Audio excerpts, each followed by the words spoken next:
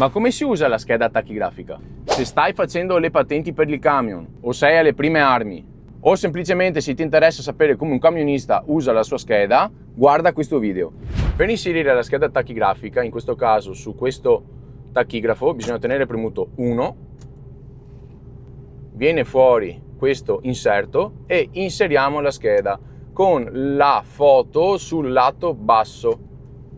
Una volta inserita la tessera, daremo sempre ok, poi qua facciamo aggiungi entrata, sì, ok, e qua è sempre ok, ok, ok, ok, 3, 2, 1, eccolo qua, vedete? Ha caricato la scheda.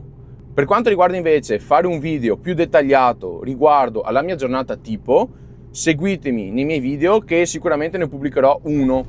Ok, mi hanno finito di caricare e adesso si parte.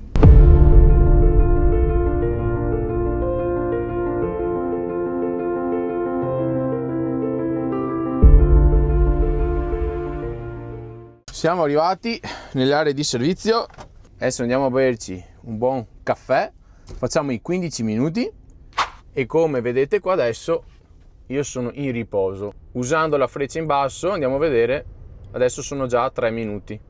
Faccio i 15 minuti e poi si riparte.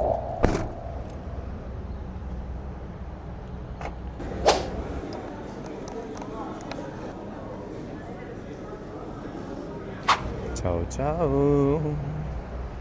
Ripartiamo. Abbiamo fatto esattamente 19 minuti, quindi abbiamo già fatto i 15 e possiamo ripartire.